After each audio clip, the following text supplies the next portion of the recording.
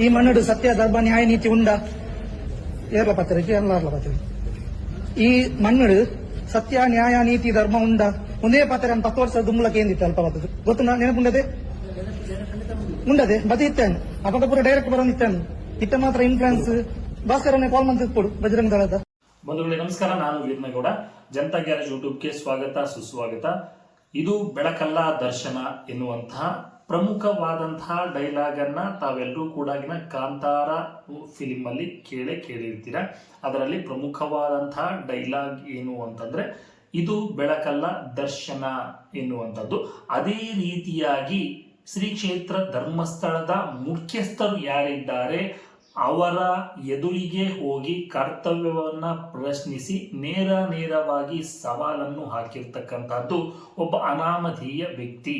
ಹಾಗಾಗಿ ಇದು ಬೆಳಕಲ್ಲ ದರ್ಶನ ಅಂದ್ರೆ ಸತ್ಯದ ದರ್ಶನ ಎನ್ನುವಂತಹ ರೀತಿಯಲ್ಲಿ ಹಲವಾರು ಕಡೆ ಈಗ 1 ಕೋಟಿಗೂ ಹೆಚ್ಚು ಜನ ಈಗ ನೋಡಿರುವಂತಹದ್ದು ಕಾಮೆಂಟ್ಗಳನ್ನು ಕೂಡ ಮಾಡ್ತಾ ಇದ್ದಾರೆ. ಇದು ಅಣ್ಣಪ್ಪ ಸ್ವಾಮಿಯೇ ಒಬ್ಬ ಪುರುಷನ ಹತ್ತಿರ ಮಾತನಾಡಿಸಿದ್ದಾನೆ, ಈಗ ಒಂದು ದೈವವೇ ಈ ನುಡಿಯನ್ನ ಹೇಳಿಸಿರುವಂತಹದ್ದು, ಈಗ ಕಾಲಾಯ ತಸ್ಮೈ ನಮಃ ಧರ್ಮೋ ರಕ್ಷತಿ ರಕ್ಷಿತಃ ಎನ್ನುವಂತಹ ಮಾತುಗಳು ಕೂಡ ಹರಿದಾಡ್ತಾ ಇರತಕ್ಕಂಥದ್ದು. ಈಗ 1 ಕೋಟಿಗೂ ಹೆಚ್ಚು ಜನ ಈಗಾಗಲೇ ಇದನ್ನ ವೀಕ್ಷಣೆ ಮಾಡಿದ್ದಾರೆ. 1 ಕೋಟಿಗೂ ಹೆಚ್ಚು ಜನ ವೀಕ್ಷಣೆ ಮಾಡ್ತಾ ಇರ್ತಕ್ಕಂತಹ ಸಮಯದಲ್ಲಿ ಈಗ ಏನು ನಕಲಿ ಡಿ ಗ್ಯಾಂಗ್ ಅವರು ಏನ್ ಮಾಡ್ತಾ ಇದ್ದಾರೆ ಅಂತಂದ್ರೆ ಒಂದು AI ಫೋಟೋಗಳನ್ನ ಹರಿಬಿಡುವ ಮುಖಾಂತರ ಇವರೇ ವಿಡಿಯೋ ಮಾಡಿಸಿದ್ದು, ಈ ವ್ಯಕ್ತಿಯೇ ಮಾಡಿಸಿದ್ದು ಅಂತೇಳಿ ಒಂದು ಗ್ಯಾಂಗ್ ಒಬ್ಬರನ್ನ ತೋರಿಸಿದ್ರೆ ಇನ್ನೊಂದು ಗ್ಯಾಂಗ್ ಫೇಸ್ಬುಕ್ ಅಲ್ಲಿ ನಕಲಿ ಫೇಸ್ಬುಕ್ಗಳಲ್ಲಿ ಇನ್ನೊಂದು ಗ್ಯಾಂಗ್ ಇನ್ನೊಬ್ಬರ ಹೆಸರನ್ನು ಹೇಳ್ತಾ ಇದೆ. ಈ ರೀತಿಯಾದಂತಹ ನಕಲಿ ಡಿ ಗ್ಯಾಂಗ್ ಹಲವಾರು ಶತ ಪ್ರಯತ್ನಗಳನ್ನ ಮಾಡ್ತಾ ಇರುವಂತಹದ್ದು. ಮತ್ತು ಅವರ ತಾಯಿ ಹತ್ತಿರ ಅಂದ್ರೆ ಅನಾಮಿಕ ಯಾರಿದ್ದಾನೆ ಆತ ದಿವಾಕರ ಅಂತೇಳಿ ಏನೋ ಹೆಸರು ಕೇಳಿ ಬರ್ತಾ ಇದೆ, ಅವರ ತಾಯಿ ಹತ್ತಿರ ಕೂಡ ಕ್ಷಮೆ ಕೇಳಿಸಿರುವಂತಹದ್ದು ಕೂಡ ಕಂಡು ಬಂದಿದೆ. ನನಗೆ ಅನಿಸೋ ಪ್ರಕಾರ ಆತ ಅರೆ ಹುಚ್ಚನೂ ಅಲ್ಲ ಹುಚ್ಚನೂ ಅಲ್ಲ.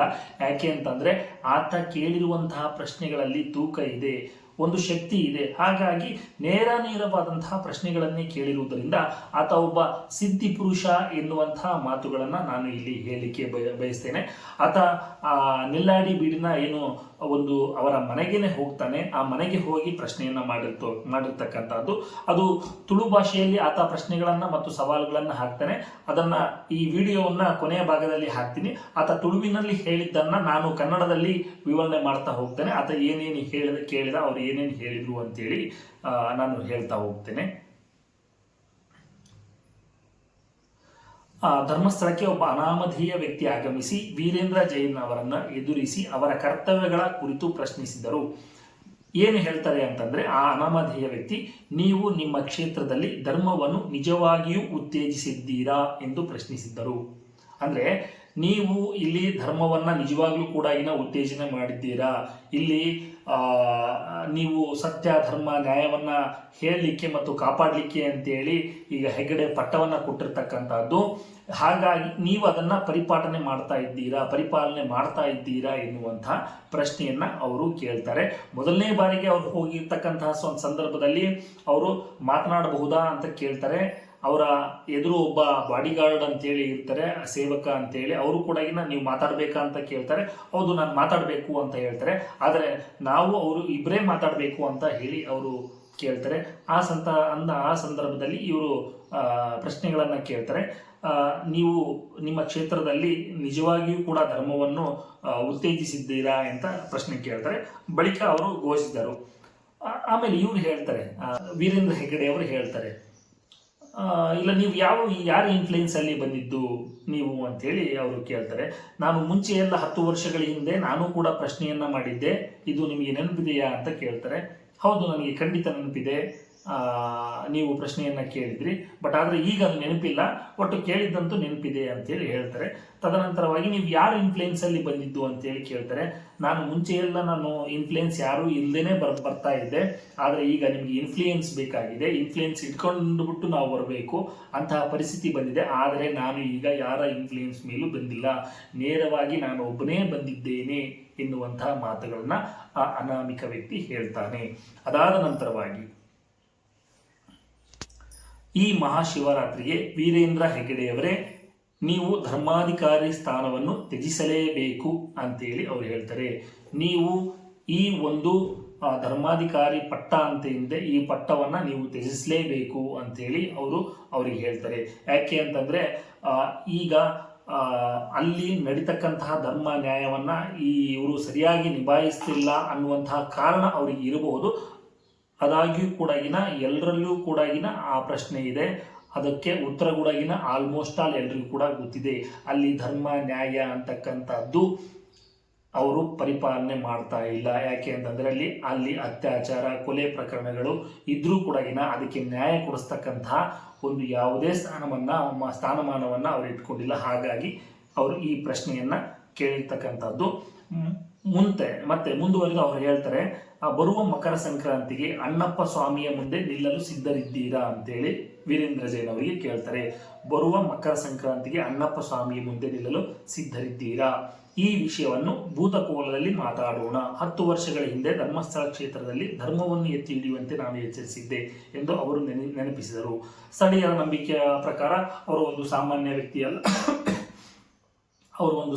ವ್ಯಕ್ತಿಯಲ್ಲ, ಸ್ವತಃ ಅಣ್ಣಪ್ಪ ಸ್ವಾಮಿಯೇ ಧರ್ಮದ ಅಂತಿಮ ಎಚ್ಚರಿಕೆ ನೀಡಲು ಬಂದಿದ್ದಾರೆ ಎನ್ನುವಂತಹ ಮಾತುಗಳನ್ನು ಕೂಡ ಹೇಳ್ತಾ ಇದ್ದಾರೆ. ಇವರು ಕೇಳಿರುವಂತಹದ್ದು ಅಕ್ಷರಶಃ 100ಕ್ಕೆ 100ರಷ್ಟು ಸತ್ಯ. ಯಾಕೆ ಅಂತಂದರೆ ಅಲ್ಲಿಯ ಅತ್ಯಾಚಾರ ಅನಾಚಾರಗಳು ಸಾಕಷ್ಟು ಇವೆ. ಆ ಗ್ರಾಮ ಪಂಚಾಯಿತಿ ರಿಪೋರ್ಟುಗಳಾಗಿರ್ಬೋದು, ಅಲ್ಲಿರ್ತಕ್ಕಂತಹ ಅವರದೇ ಕುಟುಂಬದ ಮೇಲೆ ಒಂದು ಎಸ್ ಪಿಗೆ ಒಂದು ಕಂಪ್ಲೇಂಟನ್ನು ಕೊಡ್ತಾರೆ, ಅದು ಕೂಡ ಪತ್ತೆಯಾಗದ ಪ್ರಕರಣ ಅಂತೇಳಿ ಬರುತ್ತೆ. ಹೀಗೆ ನೂರಾರು ಪ್ರಕರಣಗಳಿದ್ದಾವೆ. ಭೂ ಕಬಳಿಕೆ 1050 ಎಕರೆ ದೇವಸ್ಥಾನದ ಜಾಗವನ್ನೇ ಭೂ ಕಬಳಿಕೆ ಮಾಡಿರುವಂತಹದ್ದು ಶ್ರೀ ಕ್ಷೇತ್ರ ಧರ್ಮಸ್ಥಳದ ಮುಖ್ಯಸ್ಥರು ಏನಿದ್ದಾರೆ 1050 ಎಕರೆ ದೇವಸ್ಥಾನದ ಭೂಮಿಯನ್ನೇ ಭೂ ಕಬಳಿಕೆ ಮಾಡಿರುವಂತಹದ್ದು. ಶ್ರೀ ಕ್ಷೇತ್ರ ಮಂಜುನಾಥನ ಅಡಿಸ್ಥಳ ಏನಿದೆ, ಆ ಮಂಜುನಾಥನ ಅಡಿಸ್ಥಳವೂ ಕೂಡ ಅವರ ಹೆಸರಿಗೆ ಇರುವಂತಹದ್ದು. ಹಾಗಾಗಿ ಸ್ವತಃ ತನ್ನ ಆತ್ಮಸಾಕ್ಷಿಯನ್ನೇ ಅವರು ವಂಚಿಸಿಕೊಂಡಿದ್ದಾರೆ. ಹಾಗಾಗಿ ಇವರು ಕೇಳುವಂಥದ್ರಲ್ಲಿ ತಪ್ಪೇನಿಲ್ಲ. ನೀವು ಈ ಮಣ್ಣಲ್ಲಿ ಧರ್ಮವನ್ನು ನೀವು ಉತ್ತೇಜಿಸಿದ್ದೀರಾ, ನ್ಯಾಯ ಕಾಪಾಡ್ತಾ ಇದ್ದೀರಾ ಅಂತೇಳಿ ಅವರು ಕೇಳಿದ್ರಲ್ಲಿ ಯಾವುದೇ ತಪ್ಪಿಲ್ಲ. ಅಕ್ಷರಶಃ ಸತ್ಯವಾದಂತಹ ಮಾತು. ನಮ್ಮಲ್ಲಿ ದಾಖಲೆಗಳಿವೆ.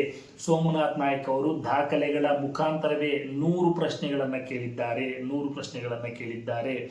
ಇವರಿಗೆ ಪ್ರಶ್ನೆಗಳನ್ನು ಕೇಳಿರ್ತಕ್ಕಂಥವರಿಗೆ ಹುಚ್ಚರು, ಹುಚ್ಚ ಮಾನಸಿಕ ಸ್ಥಿತಿಗತಿ ಸರಿ ಇಲ್ಲ ಅಂತೇಳಿ ಹೇಳ್ತಾರೆ.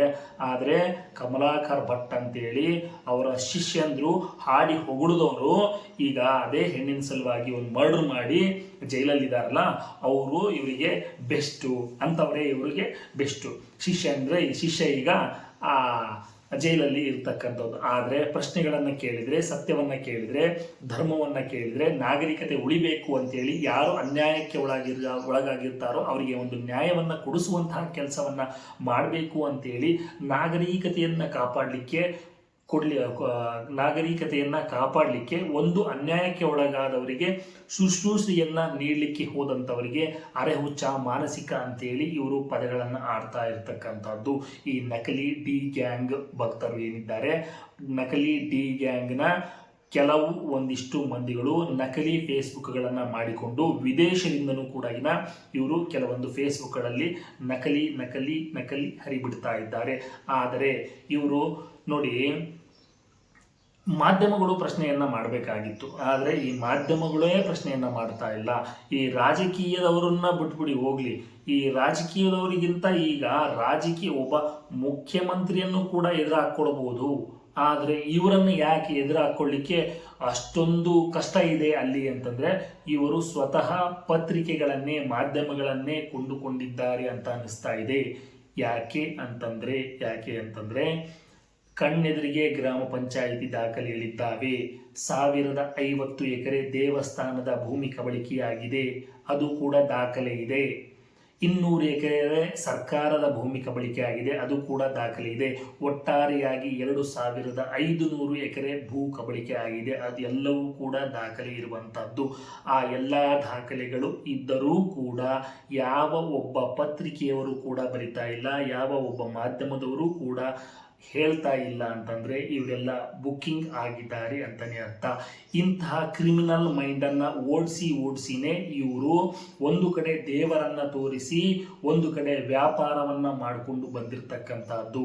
ಆದರೆ ಧರ್ಮೋ ರಕ್ಷಿತಿ ರಕ್ಷಿತಃ ಕಾಲಾಯ ತಸ್ಮೈ ನಮಃ ಎನ್ನುವಂಥ ಮಾತುಗಳನ್ನ ಅದೇ ವ್ಯಕ್ತಿ, ಆ ಅನಾಮಿಕ ವ್ಯಕ್ತಿ ಅದಕ್ಕೇನೆ ಹೇಳಿರುವಂಥದ್ದು ಎನ್ನುವಂಥ ನಂಬಿಕೆ ಕೂಡ ಇದೆ. ನಾವು ಆತನನ್ನ ಅರೆಹುಚ್ಚ ಅಂತ ಅನ್ನಲ್ಲ, ಸಿದ್ಧಿ ಪುರುಷ ಅಂತಾನೆ ನಾವು ಈ ಕ್ಷಣದಲ್ಲಿ ಇವತ್ತಿಗೂ ಕೂಡ ಈಗ ಅಂದುಕೊಂಡಿದ್ದೇವೆ ಎನ್ನುವಂತಹದ್ದು. ಯಾಕೆ ಅಂತಂದ್ರೆ ಈ ಮಾಧ್ಯಮದವರು ಯಾರೂ ಪ್ರಶ್ನೆ ಮಾಡ್ತಾ ಇಲ್ಲ. ಈಗ ಮೋದಿಯವ್ರದ್ದು ಜೆಫ್ರಿನ್ ಎಫ್ಸ್ಟೀನ್ ಫೈಲ್ಸ್ ಅಂತೇಳಿ ಒಂದು ಹೊರಗಡೆ ಬಂತು. ಆ ಜೆಫ್ರಿನ್ ಎಫ್ಸ್ಟೀನ್ ಫೈಲ್ಸ್ ಅನ್ನ ಒಬ್ಬ ಜರ್ನಲಿಸಂ ಲೇಡಿ ಅದನ್ನ ಹೊರ ಹಾಕ್ತಾಳೆ ಗಟ್ಟಿಯಾಗಿ ನಿಂತ್ಕೊಂಡು. ಆದ್ರೆ ಇಲ್ಲಿಯ ಜರ್ನಲಿಸಂಗಳು ಏನ್ ಮಾಡಬೇಕಾಗಿತ್ತು ಅಂದ್ರೆ ಕತ್ತಲಲ್ಲಿ ಹೂತಿಟ್ಟಂಥದ್ದನ್ನ, ಕತ್ತಲಲ್ಲಿ ಬಚ್ಚಿಟ್ಟಂಥದ್ದನ್ನ ಅದನ್ನ ಬೆಳಕಿನ ಎಡೆಗೆ ತಂದು ತೋರಿಸ್ಬೇಕಾಗಿತ್ತು. ಇವ್ರು ಯಾರು ಇಂತಿಂತ ಹಲ್ಕ ಕೆಲಸಗಳನ್ನು ಮಾಡ್ತಾ ಇದ್ದಾರೆ, ಇಷ್ಟು ಅನ್ಯಾಯ ಮಾಡ್ತಾ ಇದ್ದಾರೆ, ಇದನ್ನ ನಿಮ್ಗೆ ಯಾರಿಗೂ ಕಾಣದ ಹಾಗೆ ಕತ್ತಲಲ್ಲಿ ಬಚ್ಚಿಟ್ಟಿದ್ದಾರೆ, ಇದನ್ನ ಹೊರತರ್ತಕ್ಕಂತಹ ಕೆಲಸ ಅಂದ್ರೆ ಬೆಳಕಲ್ಲಿ ದರ್ಶನ ಮಾಡ್ತಕ್ಕಂತಹ ಕೆಲಸವನ್ನ ಜರ್ನಲಿಸಂ ಮಾಡಬೇಕಾಗಿತ್ತು. ಆದ್ರೆ ಜರ್ನಲಿಸಂ ಅಂತಕ್ಕಂಥದ್ದು ಕೂಡ ಮಾರ್ಕೊಂಡ್ಬಿಟ್ಟಿದ್ದಾರೆ. ಈಗ ಎಲ್ಲೋ ಅತ್ಯಾಚಾರ ಮಾಡಿ ಬಂದು ಒಂದು ಸೂಟ್ ಕೇಸ್ ಕೊಟ್ರೆ ಅವರು ದೇವರು ಆಗ್ತಾ ಇದ್ದಾರೆ. ಅಂತಹ ಪರಿಸ್ಥಿತಿಗೆ ಇವತ್ತು ಬಂದೊದಗಿರ್ತಕ್ಕಂಥದ್ದು. ಹಾಗಾಗಿ ಈ ಕಚಡ, ಲೋಫರ್, ಲುಚ್ಚ, ಕೆಲವೊಂದಿಷ್ಟು ನಕಲಿ ಮಾಧ್ಯಮಗಳು ಏನಿದ್ದಾವೆ, ಈ ನಕಲಿ ಪತ್ರಕರ್ತರು, ನಕಲಿ ಪತ್ರಿಕೆಗಳು ಏನಿದ್ದಾವೆ, ಇವರುಗಳು ನ್ಯಾಯವನ್ನು ಕೊಡಿಸ್ತಾ ಇಲ್ಲ. ಆದರೆ ಒಂದಿಷ್ಟು ಯೂಟ್ಯೂಬ್ ಮಾಧ್ಯಮಗಳು ಎಚ್ಚರಿಕೆಯನ್ನ ನೀಡ್ತಾ ಇದ್ದಾವೆ ಮತ್ತು ಮಾತಾಡ್ತಾ ಇದ್ದಾವೆ, ಜನರಿಗೆ ತಲುಪಿಸ್ತಾ ಇದ್ದಾವೆ. ಆ ಮುಖಾಂತರವಾಗಿ ಸರ್ಕಾರಕ್ಕೆ ಒತ್ತಡವನ್ನ ಹೇರ್ತಾ ಇದ್ದಾರೆ. ಹಾಗಾಗಿ ಇದು ಮುಂದುವರಿತಾ ಇರುವಂತಹದ್ದು. ಹಾಗಾಗಿ ಒಂದಲ್ಲ ಒಂದು ದಿವಸ ಸತ್ಯಕ್ಕೆ ಜಯ ಖಂಡಿತ ಇದ್ದೇ ಇದೆ, ನ್ಯಾಯಕ್ಕೆ ಜಯ ಇದ್ದೇ ಇದೆ ಎನ್ನುವಂತಹ ಮಾತನ್ನು ಹೇಳ್ತಾ, ಈಗ ಆ ವ್ಯಕ್ತಿ, ಅನಾಮಧೇಯ ವ್ಯಕ್ತಿ ಏನು ವೀರೇಂದ್ರ ಹೆಗ್ಗಡೆ ಅವರಿಗೆ ಏನು ಪ್ರಶ್ನೆಗಳನ್ನು ಕೇಳಿದ್ದಾನೆ ಮತ್ತು ಸವಾಲನ್ನು ಹಾಕಿದ್ದಾನೆ, ಆ ಒಂದು ವಿಡಿಯೋವನ್ನು ನೋಡ್ಕೊಂಡು ಬನ್ನಿ.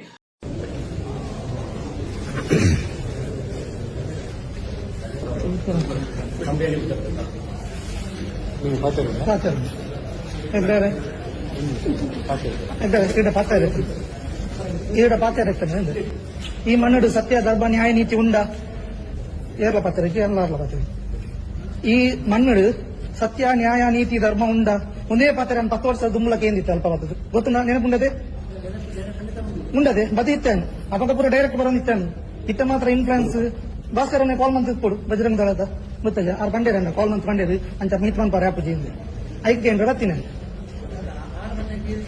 ಅತ್ತ ಆರು ಪಡು ಅಂದವೇ ಯಾನಿಗೆ ಏರ್ನಲ್ಲಿ ಇನ್ಫ್ಲೂಯೆನ್ಸ್ ಆಗ್ತದೆ, ಯಾನ್ ಇನ್ಫ್ಲೂಯೆನ್ಸ್ ಬರ್ತದೆ, ಯಾನ್ ಡೈರೆಕ್ಟ್ ಬರ್ತದೆ. ಐಕ್ ಅವ್ನು ಪಾತ್ರ ಎತ್ತಲ್ಲ ಮಾತ್ರ ಪರ್ಸನಲ್ ಪಾತ್ರ ಎತ್ತಲ್ಲ ಮಕ್ಕಳ ಪೂರ ಏರ್ಲು ಪರವಲ್ಲ ಅವು ಈರ್ಲ ಅಲ್ಲ ರೆಡಿ ಜನ ಪಾತ್ರ ಹಾ ಪೂಜಾ ದಯವಿ ಎದುರು ಪಾತದ ಪಾತದ ಎಣ್ಣ ಬಂಡಗ ಈರ್ ನಿಕ್ನ ವಂಶದ ವಯಸ್ಸದ ಕೊಟ್ಟಿತ್ತಿನ ಕೆಲಸ ಕಾರ್ಯ ಮೂಲ ಧರ್ಮಸ್ಥಳ ಧರ್ಮ ನ್ಯಾಯ ತೂವಾರೆ ಅಂದದ ಬರ್ಮಣ್ಣ ಹೆಗಡೆ ಪಂಜುರ್ಲಿ ಅಂದದ ಅವು ಕೆಲಸ ಪೂರ ಈರು ಮಂತೊಂದುಲ್ಲಾರು ಅವು ಹೆಂಗ್ ಗೊತ್ತುಂಡು ಈರ್ ಮಂತೊಂದುಲ್ಲಾರು ಏತು ಪೂರ ಆತನು ಗೊತ್ತುಂಡು ಆದು ಪನಗ ಈರ್ನ ಎಲ್ಲಂಜಿ ಹುಷಾರಿಜ್ಜ ಯಾನ್ಲ ಪಾತ್ರ ಗೊತ್ತದ ಎಲ್ಲಂಜಿ ಶಿವರಾತ್ರಿಗೆ ಈರು ಈ ಜಾಗೆ ಬಿಡ್ದು ಕೊರಡು ಧರ್ಮಾಧಿಕಾರಿದ ಪಟ್ಟ ಬಿಡ್ದು ಕೊರಡು ಗೊತ್ತಾನದೆ ಒಂಜಿ ದೇವಸ್ಥಾನ ದಾಯಕ ಬಂಡ ಈರ್ನ ಕೈಟ್ ಉಂಡು ಬಂಡ ಇಡೀ ದೇಶದ ದೇವಸ್ಥಾನ ಪೂರ ಗವರ್ಮೆಂಟ್ ಉಂಡು ಅವ್ರು ಬೋದು ಕೇಂದ್ರ ಆಪುಜಿ ಈ ಮಣ್ಣು ಉಪ್ಪು ಒಂದೇ ಧರ್ಮಸ್ಥಳ ಈರ್ನ ಅಧಿಕಾರ ಮುಗಿಂದು ಇರೇಡ್ದು ಬೊಕ್ಕ ಈರ್ನ ಜೋಕ್ಲಿಗಂದು ಇತ್ತನ ಈರಗ ಆಂಜೋಕ್ಲ ಆತು ಅಂದದೆ ಬೊಕ್ಕ ಈರ್ನ ನಡವಳಿ ಆನಗನೆ ಈರ್ನ ಪ್ರಾಣ ಪೋಡಿತ್ತದು ನಡವಳಿ ಆಯ್ ಬೊಕ್ಕ ಯಾನ್ಲ ಬಗ್ಗೆ ನಡವಳಿ ಆನಗ 14 ವರ್ಷ ಬರೋ ನಡವಳಿ ಆಗ್ತದೆ ಅಪ್ಪದ ಈರ್ನ ಒಂದು ಪೋಡಿತ್ತದು ಆಂಡಲ ಉಂತದಿತ್ತದು ದಯಪನಗ ಇಂಗು ಗುರುನ ಅನುಗ್ರಹ ಅದು ಒಂದೆ ಪೂರ ಕರೆಕ್ಟ್ ಆಗ್ತದೆ. ಬೊಕ್ಕಲ ಅಂಚಲ ಇತ್ತಂದ 1.5 ವರ್ಷದ ದುಂಬು ಕದ್ರಿ ಮಂಜುನಾಥ ಮೂಲ ಅಡೆಗೆ ಬೈಕ್ ಇಡ್ಬೋತೀನಿ ಯಾನೆ ಒಡೆಗೆ ಮಂಜುನಾಥನ ಎದುರು ಮುಟ್ಟ ಬೈಕ್ ಕೊನೋದು ಗುಂಡದುಲೈ ಪೋನಾಗ ಬಾತಿ ಪಾಡಿಯರ್ ಬಂಡದು ಅಣ್ಣಪ್ಪ ಪಂಜುಲಿನ ಮಿತ್ತು ಬೆಟ್ ಉಲೈಪೋದು ಮಿತ್ತಲಾಗಿದೆ ನಾ ಯಾನೆ ಗೊತ್ತಾಗದೆ ಒಂಜಿ ಕೇಸ್ ಇಜ್ಜಿ ಯಾಪಲ ಮೂಲ ಬತ್ತದ ಉಲೈಬಿಟ್ಟು ಜನ ಲಡವಂತ 1,20,000 ಬತ್ತದು ಆಫೀಸ್ ಇಟ್ಟು ಬರ್ತದೆ ಕ್ಲಾಸ್ ನಾನು ಒಂಜಿ ಕೇಸ್ ಇಜ್ಜಿ 5 ವರ್ಷದ ದುಂಬು SP ದ ಬೋದು ಕಂಪ್ಲೇಂಟ್ ಕೊಡ್ತೆ ದೇವಸ್ಥಾನ ಬಂದು ಅನ್ಪೋಡುದು ಅಕ್ಲೆ ನಾನು ಇಂಚ ತುಯ್ಯದು ಒಯ್ಕ್ಲ ಕಾಲಾಯ ತಸ್ಮೈ ನಮಃ ಓಲು ಸತ್ಯ ಧರ್ಮ ಒಪ್ಪುಂಡ ಅವಳು ಅಣ್ಣಪ್ಪ ಪಂಜುಲಿಲೊಪ್ಪೆ ಮಂಜುನಾಥಲೊಪ್ಪೆ ಆಯನ ಎದುರುಬಾರ್ದು ಏರ್ಲೆಜ್ಜಿ ಗೊತ್ತಾನದೆ ಒಂದು ಶಿವರಾತ್ರಿ ಲಯ ಅವಳು ಇರಾಗ ಅಂಚಲ ಡೌಟ್ ಇತ್ತಂದ ಎಲ್ಲಂಜಿ ಸಂಕ್ರಾಂತಿ ದಾನಿ ಅಣ್ಣಪ್ಪ ಪಂಜುಲಿನ ಕೋಲ ಬಂತಾಗ ಅವಳು ಯಾನೆ ಬರ್ಪೆ ಆಡನೆ ಕೇಂದ್ರ ಅವತ್ತ ತೀರ್ಮಾನ ಅವಳೆ ಬರ್ತಾನ ಆನದೆ ಏರೆಗೆ ಅಡ್ಡಬಹುದು ಯಾರು ಮಂಜುನಾಥ ಮಾತ್ರ ಅಡ್ಡಬಹುದು ಬೊಕ್ಕ ಏರೆಗಳು ಅಡ್ಡಬಹುದು. ಬಂಧುಗಳೇ, ತಮಗೇನಿಸ್ತು ಕಾಮೆಂಟ್ ಮಾಡಿ. ಧನ್ಯವಾದಗಳು.